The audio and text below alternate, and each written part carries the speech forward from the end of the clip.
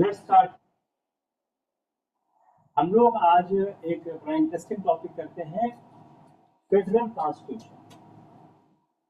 जो इंडिया का कॉन्स्टिट्यूशन है उसका नेचर क्या है और ये फेडरल कॉन्स्टिट्यूशन होता क्या है।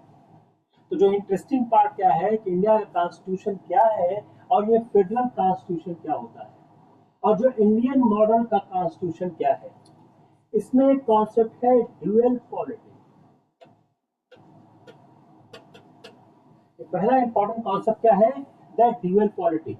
इसका मतलब क्या होगा, सेंट्रल एंड स्टेट। जहां पर ड्यूअल पॉलिटी आती है वहां पर सेंटर और स्टेट दो इंपॉर्टेंट अवयव सामने आते हैं। तो इंडियन जो हमारा कॉन्स्टिट्यूशन है, if you see the Indian constitution, if you see the Indian constitution, इसके पास यूनियन है और स्टेट है। Indian Constitution has two important aspects, the union government and state government. ये जो ड्यूअल पॉलिटी है, ये ड्यूअल पॉलिटी ये थ्री फोल्ड सिस्टम के साथ काम करता है। जो हमारी ये ड्यूअल पॉलिटी है जो इंडियन कॉन्स्टिट्यूशन की, जिसमें यूनियन गवर्नमेंट है और स्टेट गवर्नमेंट है, ये दोनों जो पॉलिटी है यह थ्री फोल्ड सिस्टम के तहत काम करता है। जो थ्री फोल्ड सिस्टम है उसके तहत ये वर्क करता है। अब ये जो थ्री फोल्ड सिस्टम है क्या, लेजिस्लेटिव,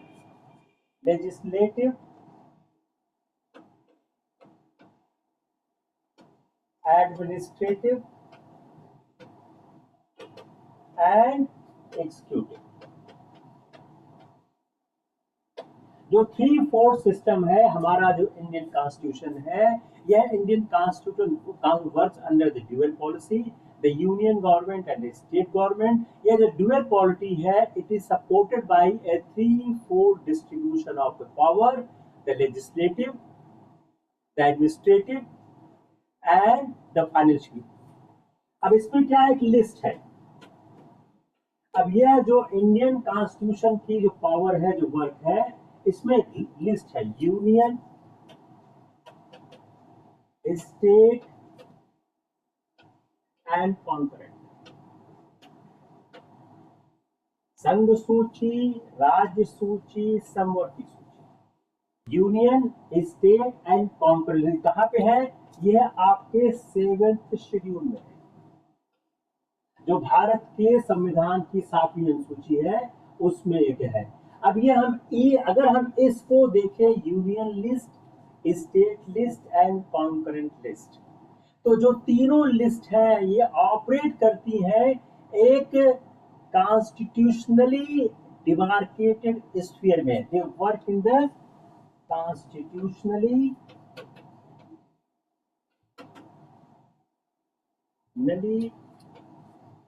डिमार्केटेड स्फीयर। यह जो संघ सूची है, हमने कहां स्टार्ट किया, इंडियन कॉन्स्टिट्यूशन से। यह ड्यूअल पॉलिटी है, यूनियन गवर्नमेंट है और स्टेट गवर्नमेंट है।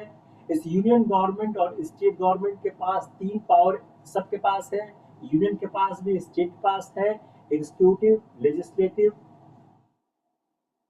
And financial. एक संविधान की 7वीं सूची है जिसमें यूनियन लिस्ट है, कॉन्करेंट लिस्ट है, स्टेट लिस्ट है। ये तीनों के तीनों लिस्ट अपने एक डिमार्केटेड पावर स्ट्रक्चर में काम करती है। यूनियन पर कानून बनाने का सिर्फ संघ सरकार का है, स्टेट में राज्य सरकार का है और कॉन्करेंट लिस्ट में दोनों का है। It's clear. अब अगर हम भारत के संविधान को देखें, दूसरा पॉइंट, भारत के संविधान में यूनियन शब्द का उल्लेख हुआ है, not federation. The word used in the Constitution is union, not federation. इसका मतलब क्या हुआ, अगर हम संविधान के आर्टिकल 1 को पढ़ें, if we read the article 1 of the Constitution, it describe करता है India is a union of state। अगर हम भारत के संविधान के अनुच्छेद 1 को पढ़ें तो डिस्क्राइब करता है यूनियन जो इंडिया है यूनियन ऑफ स्टेट्स है। इसका मतलब क्या हुआ?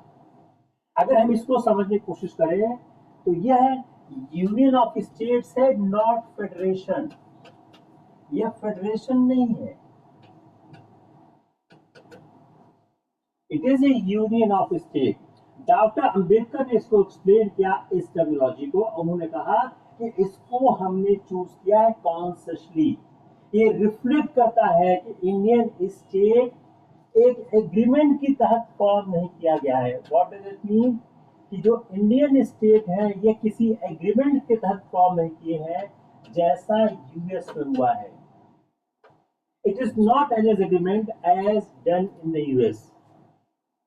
तो भारत के संविधान में राज्यों का जो समुच्चय है वह किसी करार और संविधा पर आधारित नहीं है। It is not an as पर एग्रीमेंट जैसा कि यूएस के संविधान में हुआ है। इसका मतलब क्या हुआ? किसी भी राज्य को राइट नहीं है कॉन्स्टिट्यूशनली अलग होने का। No state has the right to constitutionally secede. किसी भी राज्य को संवैधानिक रूप से देश से अलग होने का अधिकार नहीं है। ये क्या बोलता है? ये भारत की यूनिटी एंड इंटीग्रिटी को रिफ्लेक्ट करता है।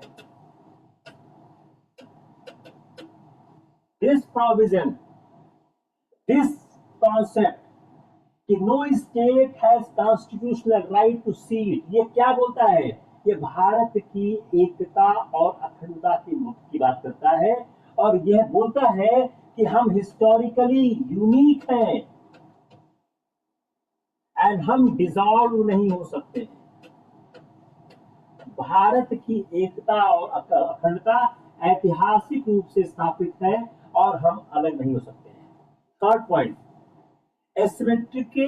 Asymmetry and central dominance. Third point क्या है? Asymmetry and central dominance. अगर आप भारत के संविधान को देखें तो भारत का संविधान क्या है? यह केंद्रमुखी है, सेंट्रल डोमिनेशन है, फेडरल कैरेक्टर एग्जिस्ट करता है। There is the existence of the federal character. संघीय चरित्र विद्यमान है, there is existence of the federal character. लेकिन वो ऐसा इसको बनाया गया है, it is tilted towards centre. इसको सेंटर की तरफ झुकाया गया है। अगर हम यूनियन लिस्ट, अब देखिए तीनों लिस्ट को आप देखें, जो यूनियन लिस्ट है, आप अपने बेयर एक्ट में यूनियन लिस्ट देखें, जो यूनियन लिस्ट है ये कंटेन करती है more subjects than the state list. Union list contain more subjects than the state list. जो आपकी संघ सूची है, इसके जो विषय हैं वह राज्य सूची से ज्यादा है। In the concurrent list, in concurrent list जो आपकी समवर्ती सूची है,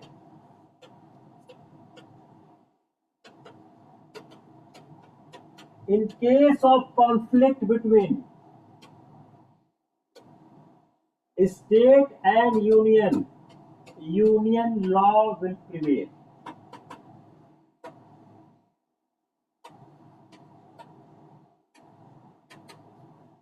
जो आपकी कॉन्करेंट लिस्ट है उसमें अगर राज्य और केंद्र में कोई संघर्ष होता है, इफ देयर इज डिस्प्यूट और conflict with union and state, then the union list will prevail. You read the article 254, you find this concept there. अनुच्छेद 254 को आप पढ़ें, आपको ये कॉन्सेप्ट मिल जाएगा। In the time of emergency, in the time of emergency, जब आपदा घोषित की जाती है, जो फेडरल बैलेंस है जो हमारा फेडरल बैलेंस है, हम लोग इमरजेंसी में डिटेल पढ़ेंगे, जो हमारा फेडरल बैलेंस है ये शिफ्ट कर जाता है किधर, टूवर्ड्स यूनियन। हमारा जो फेडरल बैलेंस है ये शिफ्ट कर जाता है टूवर्ड्स यूनियन, और यूनियन जो है वह स्टेट की पावर को ओवर रीच कर लेती है। और इस समय parliament can legislate on stateless matters in cases like national interest और अंडर द प्रेसिडेंट्स रूल। ये प्रोविजन क्या बोलते हैं, ये प्रोविजन बताते हैं कि जो सेंटर है उसके पास ओवर राइडिंग अथॉरिटी है both ordinary and extra ordinary situation. एक सवाल आपका क्या बन गया, इन the Indian constitution the centre has the overriding authority in both ordinary and extra ordinary situations. तो आपको इन प्रावधानों के सहारे आपको समझाना पड़ेगा। इससे क्या हो रहा है, इससे इंडिया के मॉडल को कहा जाता है एक क्वासी फेडरल मॉडल। इन कारणों से इसको पूरी तरह से फेडरल न करके बहुत से कॉन्स्टिट्यूशन एक्सपर्ट इसको क्वासी फेडरल मॉडल के रूप में याद करते हैं। दूसरा इंपॉर्टेंट एस्पेक्ट हमारे कॉन्स्टिट्यूशन का क्या है, ये है फ्लेक्सिबिलिटी एंड फ्लेक्सिबिलिटी। हमारे कॉन्स्टिट्यूशनल प्रोविजन की, हमारे कॉन्स्टिट्यूशन की flexibility and cooperative, flexibility and cooperative federalism. एक दूसरा कॉन्सेप्ट आपके पास आ रहा है, what is a cooperative federalism. Cooperative federalism क्या होता है, इसको हम समझने की कोशिश करते हैं।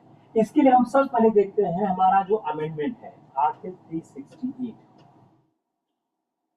फ्लेक्सिबिलिटी और कोऑपरेटिव फेडरलिज्म को समझने हम आर्टिकल 368 का अमेंडमेंट के प्रोसेस को देखते हैं। जो अमेंडमेंट प्रोसेस है वो तीन तरह का है। There are three type of amendments. Some amendments are a special majority. किसके लिए, कुछ के लिए हमको चाहिए स्पेशल मेजॉरिटी,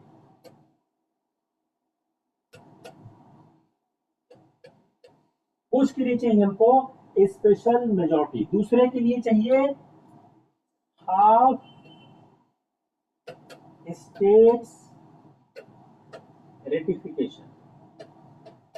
कुछ ऐसे प्रोविजन हैं जिसमें आधे राज्यों की सहमति की आवश्यकता है। तो आर्टिकल 36 में 368 में कुछ सामान्य ढंग से हो सकते हैं, कुछ स्पेशल मेजॉरिटीज हो सकते हैं, और कुछ के लिए रेटिफिकेशन चाहिए एटलीस्ट हाफ स्टेट्स। जिसमें कहा चाहिए, जब फेडरल प्रोविजंस में अमेंडमेंट किया जाता है, जब आप फेडरल प्रोविजंस में अमेंडमेंट करते हैं तो आपको आधे राज्यों की सहमति की आवश्यकता होती है। अब ये क्या है, इट इज ए फ्लेक्सिबिलिटी। अगर हम इसको अमेरिकन कॉन्स्टिट्यूशन से कंपेयर करें, if we compare with American constitution, तो this flexibility in the Indian constitution contrast with the rigid amendments procedure as in the US Constitution। और यह एक डायनेमिक फेडरल कॉन्स्टिट्यूशन के कॉन्सेप्ट का इवोल्यूशन देता है। It gives the evolution of the dynamic federal constitution.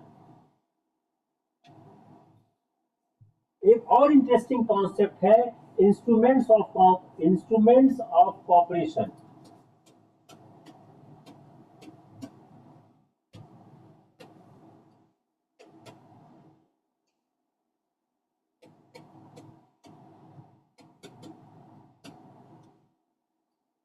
Despite central dominance, जो cooperative federalism है यह हमारे संविधान के प्रावधानों में निहित है। तो जो हमारे संविधान के प्रावधान हैं वो ऐसे कौन कौन से आर्टिकल्स हैं which are the instruments of the cooperation? Just try to understand what I'm trying to explain here. जो हमारा कोऑपरेटिव फेडरलिज्म है, जिसमें राज्य और केंद्र एक साथ मिलकर सरकार चलाने की बात करते हैं, where the state and central both together work for a working of the system, वहां पर एक इशू आता है instruments of the cooperation, meaning thereby despite there is a central dominance, there is a cooperative federalism. तो जो cooperative federalism है वह संविधान के किन किन प्रावधानों से हमको दिखता है, from which provisions of the constitution we are able to see that there is a cooperative federalism. तो now let us list down the provisions which explains that there is a cooperative federalism. The first is the inter-state council.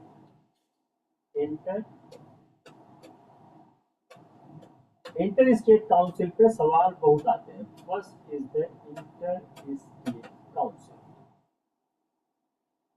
Article कहाँ है? 263. First is the inter state council, article 263. ये क्या है? अब inter state council है क्या? It is an advisory platform for center-state dialogue. If I see the definition of the Inter-State Council, which is explained in Article 263 of the Constitution, it is an advisory platform for center-state dialogue. Finance Commission.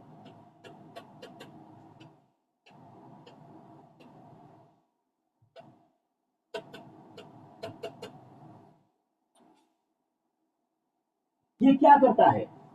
Finance commission recommend करता है financial devolution, केंद्र और राज्य के बीच वित्त का बंटवारा. GST council, अभी हाल में जीएसटी में सुधार हुआ है. It's very good issue to prepare you for their examination. अब जीएसटी काउंसिल करता क्या है?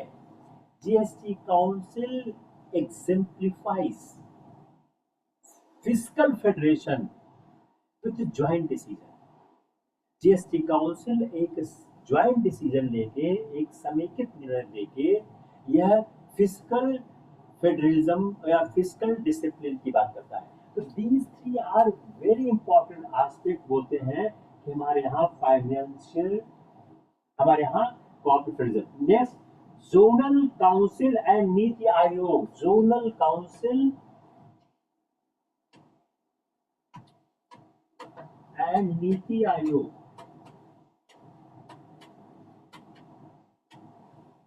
जो जोनल काउंसिल है और नीति आयोग, ये क्या करते हैं? They promote inter governmental coordination and development planning. तो जो जोनल काउंसिल और नीति आयोग है, इनका मेन काम क्या है? They promote inter governmental coordination and development planning. These are the articles in the Constitution which are promoting the cooperation between center and state. Next point, third, single citizenship.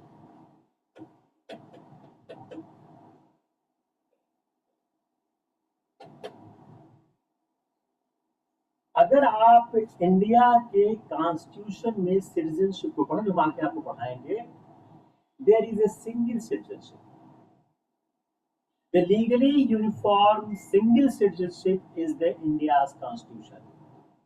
Unlike the USA where the state and the union both have the citizenship, India follows a concept of the single citizenship, and it emphasizes the unity across the states. A person who is the citizen of the one state has the same right across the border of India. So therefore, the single citizenship is also for the cooperative federalism. ये the same constitution, अगर आप देखो जो हमारा constitution है, same constitution वो govern करता है हमारे यूनियन को भी और हमारे स्टेट को भी. यूनियन स्टेट को दोनों को सेम कॉन्स्टिट्यूशन कवर करता है, और किसी भी राज्य के पास अपने कॉन्स्टिट्यूशन को रखने का कोई अधिकार नहीं है। It is a very important aspect which Indian constitution में है और जो यूएस के कॉन्स्टिट्यूशन में नहीं है। अब दूसरी बात, हम अपने देश में यूनिफॉर्मिटी कैसे लाते हैं? There are various ways to have uniformity. Central laws on civil and criminal matter. जो सेंट्रल लॉज हैं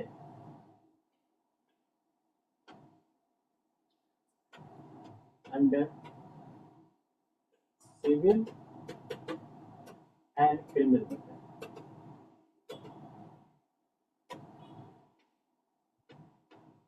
ये कहां पे है? ये है कॉन्करेंट सिस्टम।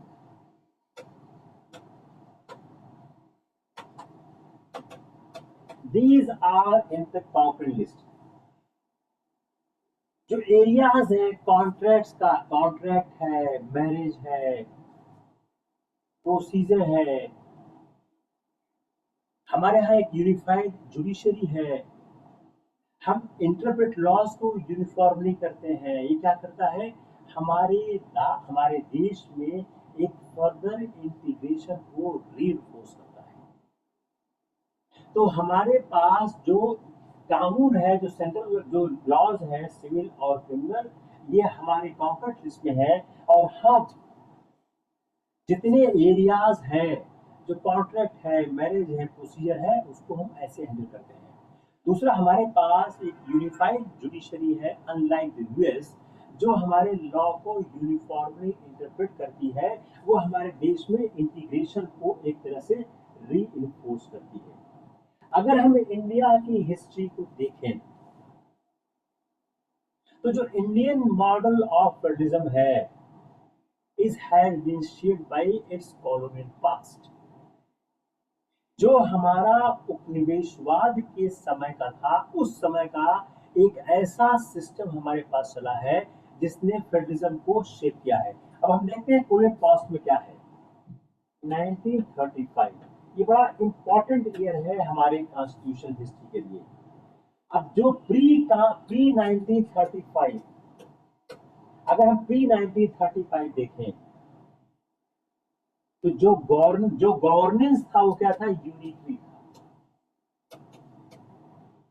प्री 1935 में हमारा जो गवर्नेंस था वह यूनिटरी था। अब जो गवर्नमेंट ऑफ इंडिया एक्ट 1935 आता है, जब गवर्नमेंट ऑफ इंडिया एक्ट 1935 आता है, वह इंट्रोड्यूस करता है प्रोविंशियल ऑटोनॉमी। जो हमारा बेसिस है संविधान का। एक सवाल आपके एग्जाम में आ चुका है, मेंस में एग्जाम ये आ चुका है कि 1935 की एक्ट से और भारतीय संविधान की तुलना करिए। तो जो हमारा प्रोविंशियल ऑटोनॉमी है, जो इंट्रोड्यूस किया जाता है गवर्नमेंट ऑफ इंडिया एक्ट 1935 से, ये ले डाउन करता फाउंडेशन पोस्ट इंडिपेंडेंस फेडरलिज्म। जो पोस्ट इंडिपेंडेंट फेडरलिज्म है जो हमारे पास आज है, या पोस्ट इंडिपेंडेंट फेडरलिज्म हमारा गवर्नमेंट ऑफ इंडिया एक्ट 1935 से आता है, जो हिस्टोरिकली मोमेंटम इन्फ्लुएंस करते हैं कॉन्स्टिट्यूशन को। वह नेशनल यूनिटी की बात करते हैं और सेंट्रलाइज अथॉरिटी की बात करते हैं। नेक्स्ट पॉइंट है that is the comparative federalism. अब हम देखते हैं कंपैरेटिव फेडरलिज्म।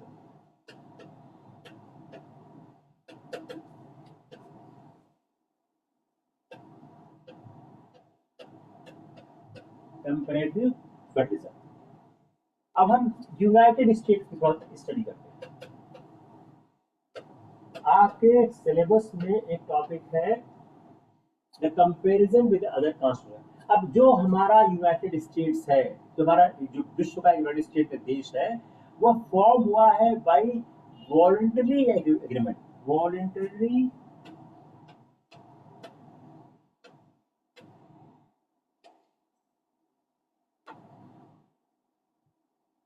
एग्रीमेंट्स एवं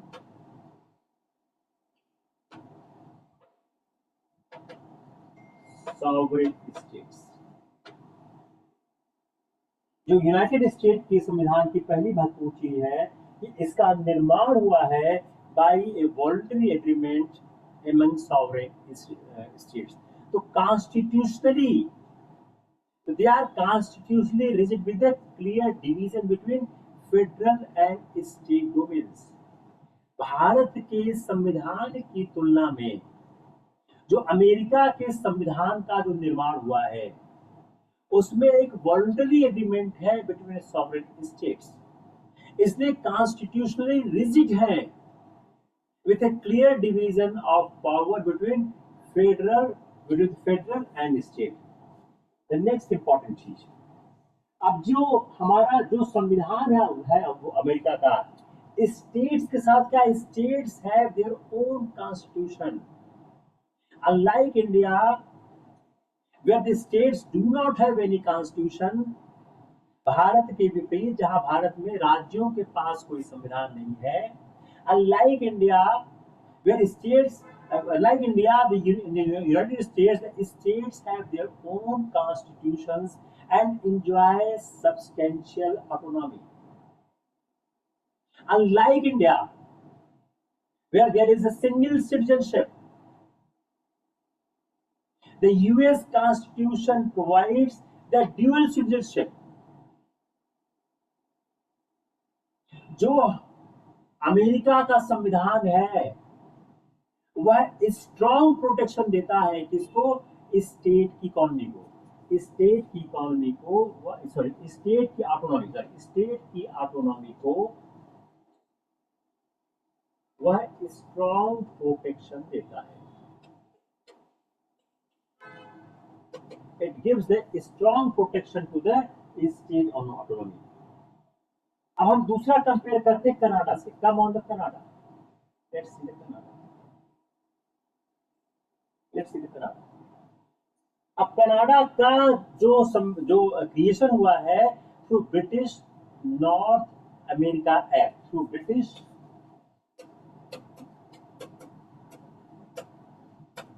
नॉर्थ अमेरिका एक्ट, इससे इसका क्रिएशन हुआ है। Not by provincial consensus, not by, एक आपने फर्क देख लिया कि कैसे इंडिया का बना, कैसे अमेरिका का बना और कैसे कनाडा का बना। तो जो सेंट्रल गवर्नमेंट्स है, जो कनाडा में सेंट्रल गवर्नमेंट है, ये होल्ड करती है रेसिडुअल पावर्स। जो एक यूनियन लिस्ट है, स्टेट लिस्ट है, कॉम्पोनेंट लिस्ट है, इन तीनों लिस्ट के जो बाहर हो जाता है, जो तीनों में आता है उसको कहते हैं रेसिडुअल पावर। तो जो कनाडा में है वो सेंट्रल गवर्नमेंट होल्ड करती है रेसिडुअल पावर। इंडिया में कौन है, इंडिया में भी सेंट्रल गवर्नमेंट रेसिडुअल पावर को होल्ड करती है। और historically in Canada the central government holds the residual powers and historically it could disallow historically it could disallow, what can disallow, historically it could disallow the provincial laws। now ये obsolete हो चुका है। it is very important part।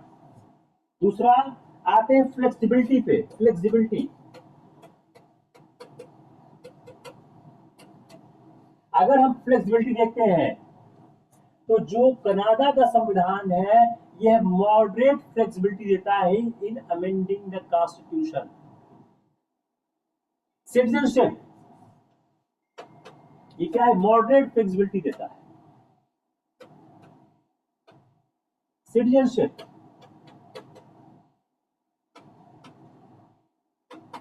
Like India it also gives the single citizenship. आप लोग chart बना लीजिएगा, ये मैं आपको बना के आपके उस पर चैट पे पोस्ट कर दूंगा। It's a single citizenship.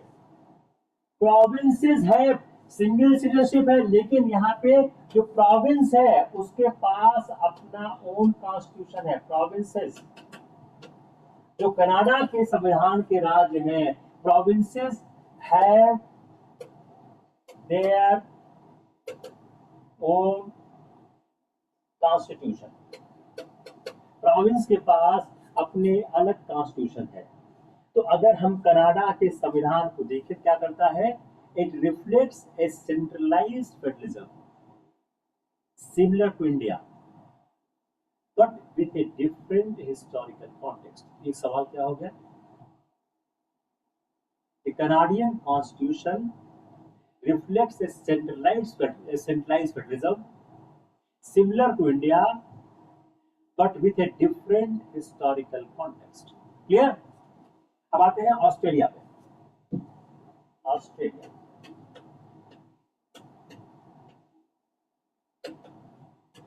Australia के संविधान को समझने की कोशिश करते हैं। अब ऑस्ट्रेलिया का जो संविधान है, it is in the federation form by agreement among forward colonies. Agreement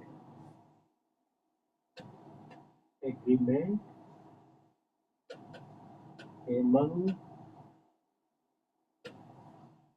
forward colonies. तो संविधान, अभी ऑस्ट्रेलिया का जो क्रिएशन है, ऑस्ट्रेलिया फॉर्म, जो फेडरेशन है, ये फॉर्म हुआ था by agreement among forward colonies. Each state in Australia, each state has a separate constitution and dual citizenship. Separate constitution. Each state has a separate constitution and dual citizenship. हर राज्य के पास अपना एक separate constitution है, एक स्वतंत्र अपना संविधान है और ड्यूअल सिटीजनशिप है। Rigid amendment exists. Rigid amendment exists. Bharat के संविधान की तुलना में इसका जो अमेंडमेंट है, इसका अमेंडमेंट बहुत से रिजिड है। इसके क्यों है, रिक्वायर नेशनल रेफरेंडम। यहाँ पर किसी अमेंडमेंट के लिए इट रिक्वायर नेशनल रेफरेंडम, एक राष्ट्रीय अधिवेशन की आवश्यकता है। रेशनल रेफरेंडम के बगैर नहीं हो पाएगा। हाई कोर्ट, यहाँ पर जो सेंटर और स्टेट के डिस्प्यूट है, हाई कोर्ट रिजॉल्व करता है। High court resolves the centre state disputes. Bharat में कौन करता है, सुप्रीम कोर्ट करता है। हाई कोर्ट रिजॉल्व करता है सेंटर स्टेट डिस्प्यूट। और इसका जो फेडरेशन है is more balanced towards India. इस federation is the more balance than India. India की तुलना में ज्यादा बैलेंस्ड है। इंडिया में क्या है, इंडिया का फेडरेशन जो है वह सेंटर ओरिएंटेड है। ये क्या है, ये मोर बैलेंस है। Now see the United Kingdom UK. Let's see the federation of the UK. अब यूके क्या है, ये फेडरेशन नहीं है, unitary system with devolved governance. Unitary system with devolved governance.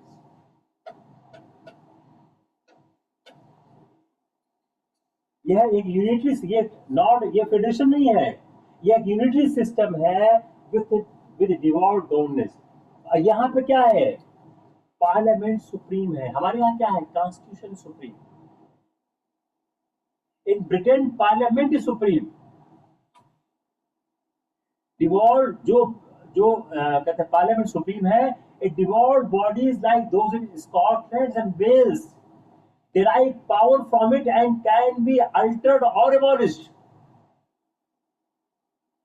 जो इसके डिवॉल्व बॉडीज हैं, जैसे स्कॉटलैंड है, वेल्स है, they derive power and from it and can be altered or abolished।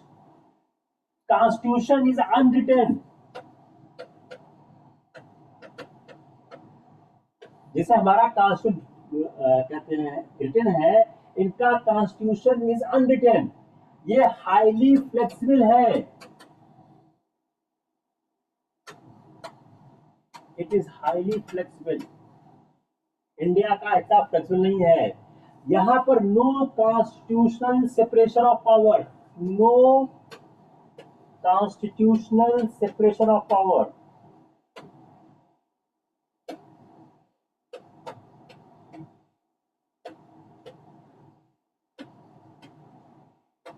No constitutional separation of power और entrench state, और यहां पर स्टेट ऑटोनॉमी की कोई भी बात नहीं है, there is no state autonomy. अब इसको समझने के बाद हम समझते हैं इवॉल्विंग फेडरलिज्म इंडिया। ये पांच बात, ये यूके, कनाडा, ऑस्ट्रेलिया, यूएसए पढ़ना से जरूरी था कि आपके सिलेबस में एक कंपैरेटिव कॉन्स्टिट्यूशन भी है। If you open your syllabus you see it, therefore you will find that in the course of my teaching of the constitution I will keep trying to see the constitution of these countries. अब आते हैं evolving federation in India. Evolving federation in India.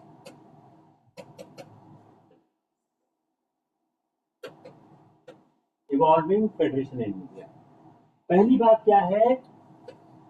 Unity diversity,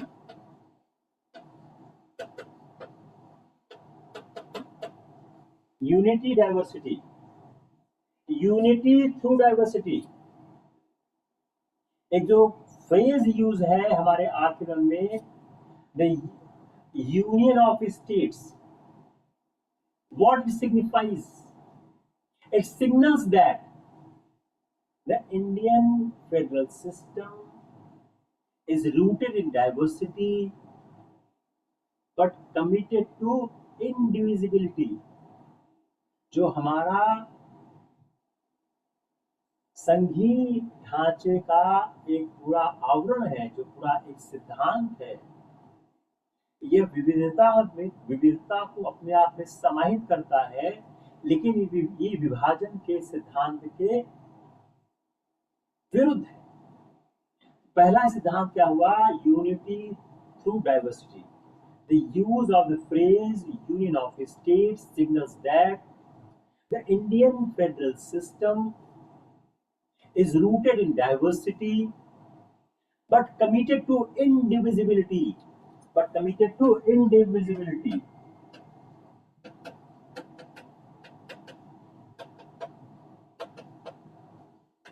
विभाजन को यह स्वीकार नहीं करता है, meaning thereby states were not sovereign entities before joining the union and cannot cede।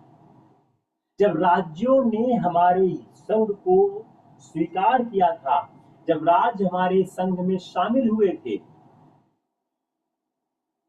उस समय वह सार्वभौम या संप्रभु नहीं थे। They were not sovereign and they have no right to secede, वो हमसे अलग रहने का अधिकार नहीं रखते हैं।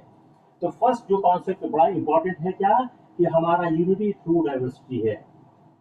तो इससे क्या फायदा हो रहा है? हमने एक पॉलिटिकल स्टेबिलिटी प्राप्त की। Due to this concept we have achieved a political stability in our country, and since 1947 we are witnessing this. There is a political stability despite the fact that there is huge diversity in the country in terms of the language, in terms of the culture, in terms of the thought process, in the terms of the religion। Federalism with unity traits। दूसरा क्या है? Federalism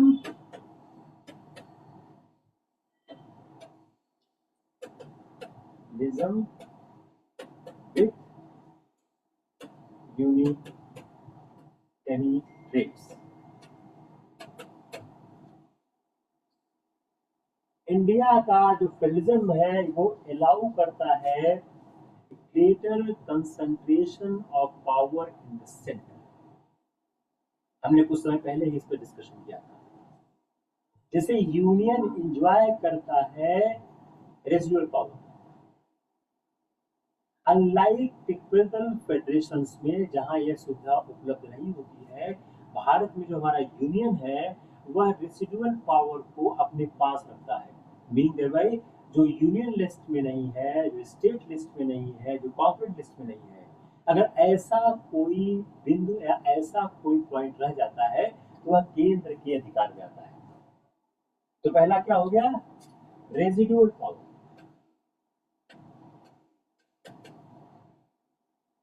दूसरा, emergency.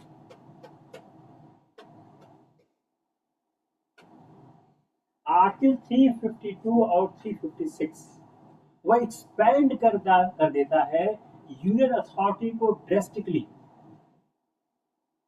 और parliament flexible हो जाती है और parliament को अलाउ कर देता है कि parliament can legislate on the state subjects. State के सब्जेक्ट्स पे पार्लियामेंट स्टेट के सब्जेक्ट पे पार्लियामेंट कानून बनाने का अधिकार पा जाती है। लेकिन ये क्या है? ये अंडर स्पेशल सर्कमस्टांसेस में है, जब इमरजेंसी होती है। स्टेट ऑटोनॉमी,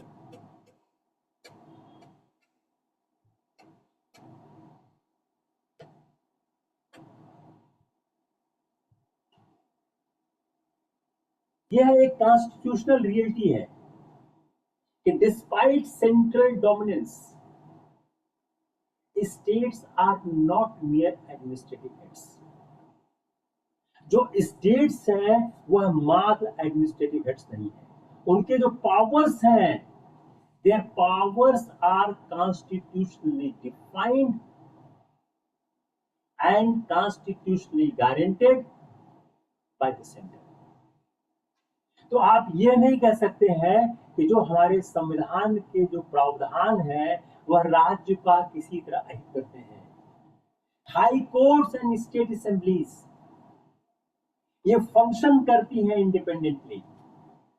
जो पॉलिटिकल फेडरेशन है इनके थ्रू डिपेंड करता है। तो हमारा जो पॉलिटिकल फेडरेशन है, political federation,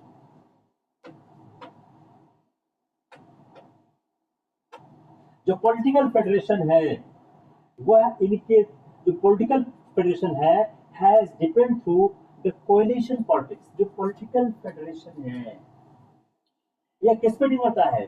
coalition politics and rise of the regional parties which assert the state specific interest।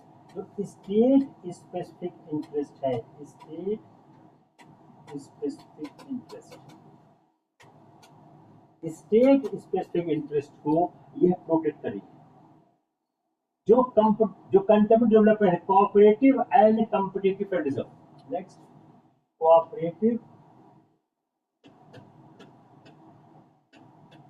And competitive.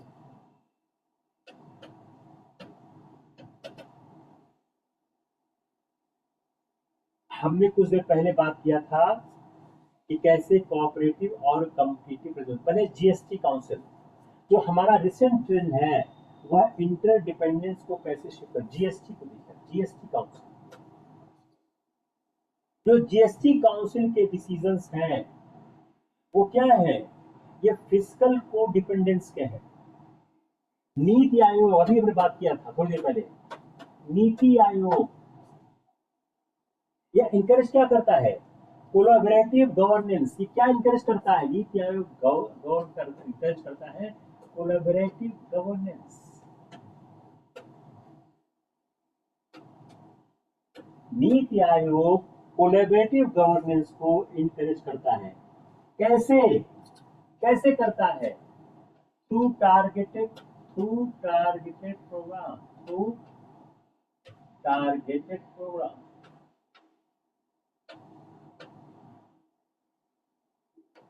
Through target programmes करता है। फाइनेंशियल कमीशन क्या करता है? फाइनेंस कमीशन क्या करता है? आफ्टर जो एडजस्ट करता है डिवोल्यूशन फॉर्मूलाज को, इंश्योर करता है स्टेट फाइनेंशियल वायबिलिटी को। फाइनेंस कमीशन क्या करता है? फाइनेंस कमीशन ऐसा सिस्टम बनाता है कि स्टेट वायबल रहे, स्टेट फाइनेंशियली वायबल रहे, स्टेट को फाइनेंशियली वायबल होने का प्रयास करता है फाइनेंस कमीशन। इन सारे प्रावधानों के बावजूद एक डिबेट है कि सेंटर ओवर रीच करता है। एक डिबेट चलती है कि सेंटर ओवर रीच करता है। आप न्यूज़पेपर पढ़ें, आप किसी आदमी पढ़ें, कैसे जो सीबीआई है, ईडी है, इनकम टैक्स है, इन सब, ये सब क्या है, सेंटर के अधीन होते हैं। और इनका जो यूज है, इनके यूज में स्टेट की कोई कंसेंट नहीं होती है, नो स्टेट कंसेंट। दूसरा, जो ग्रांट्स देते हैं, ग्रांट्स जो सेंटर ग्रांट्स देता है, सेंटर जो ग्रांट्स देता है, इस ग्रांट्स में फिजिकल फ्रीडम की लिमिटेशन है। राज्यों की बात कम सुनी जाती है, राज्यों की बात उतनी नहीं जाती जितनी राज्य अपनी बात कहना चाहते हैं। दूसरा, इंक्रोचमेंट इन स्टेट सब्जेक्ट।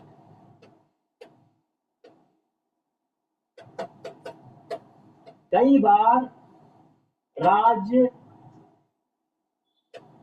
स्टेट के सब्जेक्ट को इंक्रोचमेंट करता है, खासकर क्राइसिस के समय में।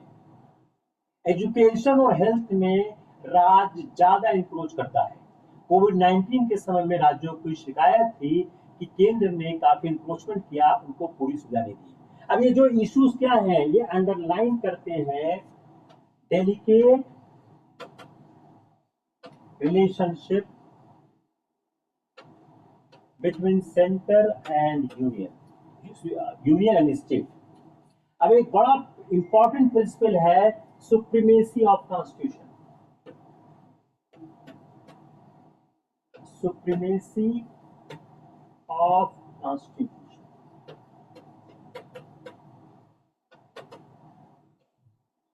संविधान की सर्वोच्चता, यह कोर प्रिंसिपल है। Supreme law of the land, constitution क्या है, supreme law of the land. Constitution provides the framework within which the organs of government, जो सरकार की इकाइयां हैं, वो ऐसा फ्रेमवर्क प्रोवाइड करता है कि ऑर्गन्स ऑफ गवर्नमेंट इसके तहत अपना कार्य करते हैं। It is the ultimate source, constitution is the ultimate source. Constitution एक अल्टीमेट सोर्स है। ये लेजिटिमाइज करता है, ये लेजिटिमेसी देता है। किसी भी कार्य की लेजिटिमेसी हमको कॉन्स्टिट्यूशन से प्राप्त होती है, और इसकी जो सुप्रीमेसी है इंश्योर करती है rule of law and accountability. The supremacy of the constitution, rule of law and accountability.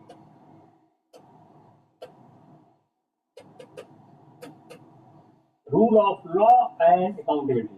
दूसरा कॉन्सेप्ट है जुडिशियल रिव्यू। जुडिशियल रिव्यू,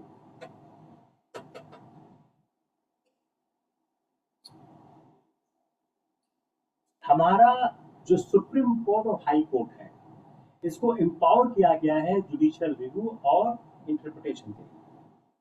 तो सुप्रीम कोर्ट और हाई कोर्ट स्ट्राइक डाउन करते हैं किसी अनकॉन्स्टिट्यूशनल लॉ को या किसी एग्जीक्यूटिव एक्शन के एक्सेस को।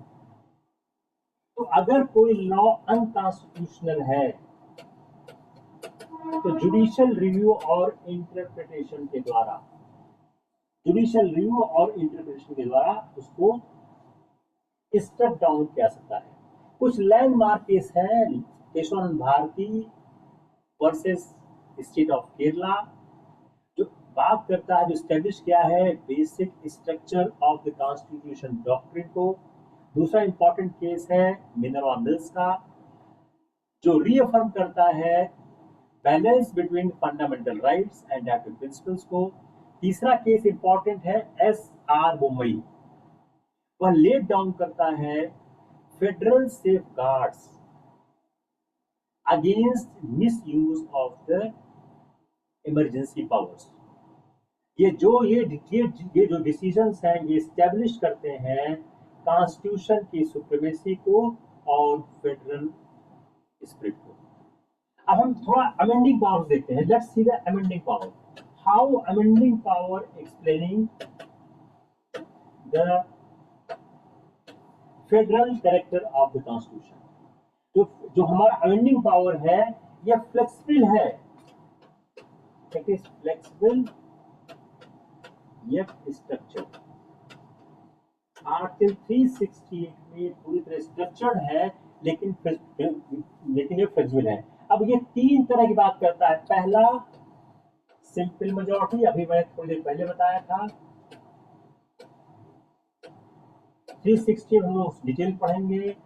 दूसरा स्पेशल मेजॉरिटी, तीसरा with at least half state legislator consent. तो पहला हो गया सिंपल मेजॉरिटी, दूसरा स्पेशल मेजॉरिटी, तीसरा स्पेशल मेजॉरिटी प्लस, तीसरा क्या हुआ special majority plus half state certification.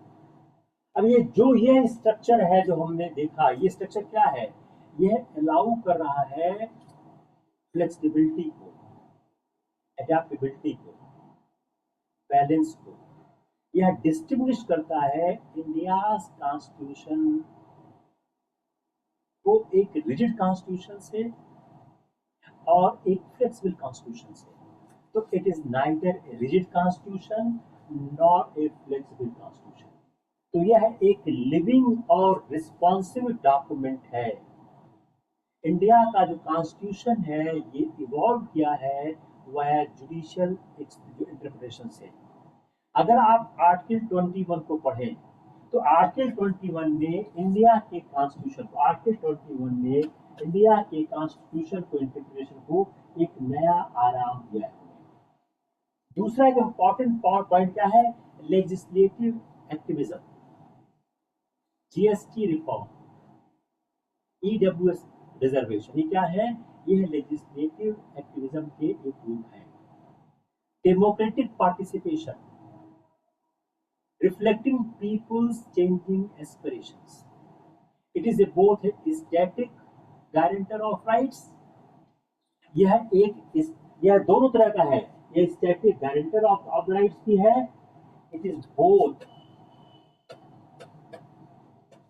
static guarantor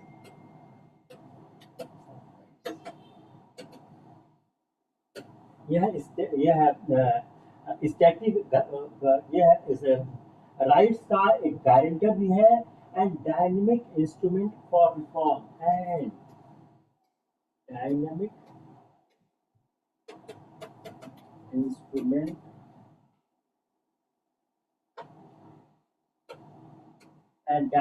instrument for reform. और यह कैपेबल है एकोमोडेट करने के सोशियो इकोनॉमिक चेंज, जो सोशियो इकोनॉमिक चेंज हमारी सोसाइटी में, हमारे समाज में हो रहा है, इस चेंज को एकोमोडेट करने में यह हमारा कॉन्स्टिट्यूशन पूरी तरह से सक्षम है। तो it is both a static guarantor of rights and A dynamic instrument for reform, and it is capable of accommodating socio economic change with in the constitutional bounds.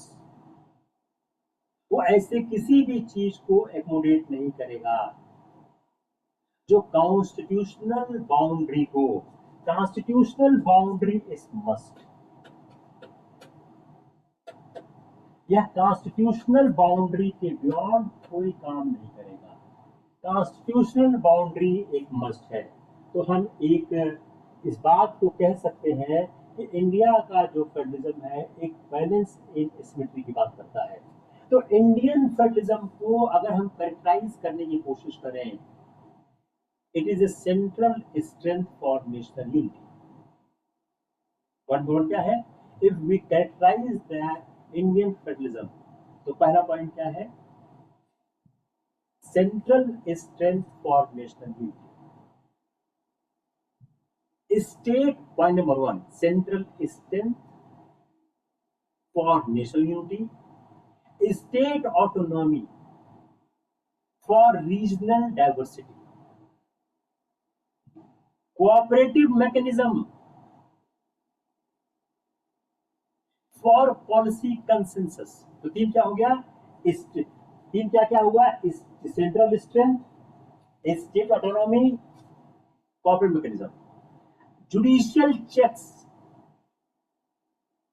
For constitutional balance. मैं चार चीज को फिर से repeat कर देता हूं आपके लिए। पॉइंट नंबर वन, अगर हम इसको करेक्टराइज करने की कोशिश करें, one, central strength for national unity, हमारे हमारी राष्ट्रीय एकता के लिए केंद्र को मजबूत रखता है। State autonomy, state autonomy, state autonomy for regional diversity, central strength for national unity, state autonomy for regional diversity, cooperative mechanism for policy consensus. GST, NITI Aayog, financial commission क्या है? It is a cooperative mechanism for policy consensus. Judicial checks for constitutional balance. These are the four important part of your constitution. अब क्या है? हम constitution को देखने क्या करता है? It avoids the rigidity of classical federalism. जो क्लासिकल फेडरलिज्म में, क्लासिकल फेडरल कॉन्स्टिट्यूशन में जो एक रिजिडिटी है, उसको यह अवॉइड करता है। And the volatility of unchecked centralism, दो चीज महत्वपूर्ण है। क्या क्या अवॉइड करता है ये? पहला क्या है महत्वपूर्ण चीज? Rigidity of classical federalism, rigidity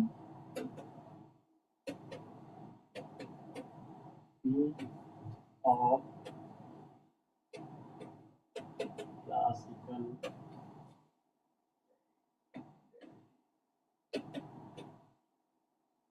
दूसरा, ठीक है, आसानी है। दूसरा, volatility of unchecked centralism,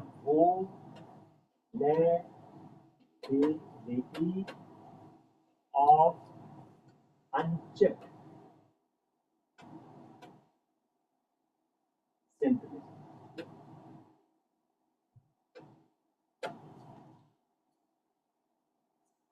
इसलिए by blending the legal, political and institutional innovation, by blending the legal, political and institutional innovations, India's federal system supports a pluralistic democracy while ensuring functional unity। functional unity बड़ा अच्छा शब्द है ये।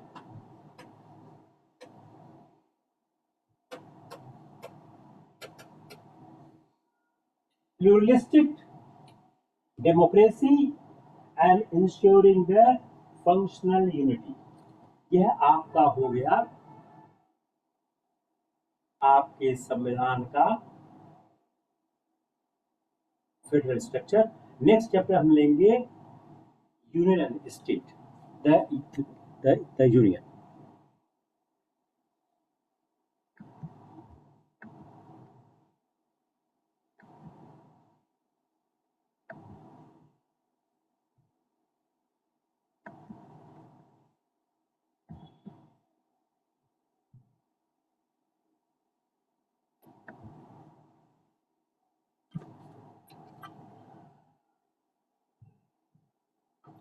अगला करते हैं एक टॉपिक करंट अफेयर्स का। Just wait 2 minute.